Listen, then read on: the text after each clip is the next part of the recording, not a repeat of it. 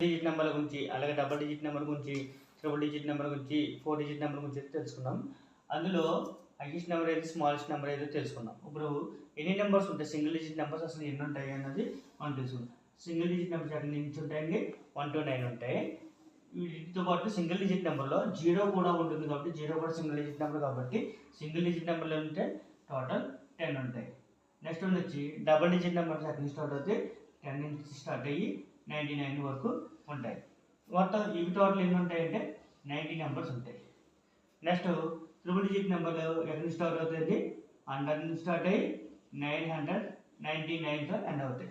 ఈ టోటల్ ఎన్ని ఉంటాయంటే నెంబర్స్ 900 నెంబర్స్ వరకు ఉంటాయి.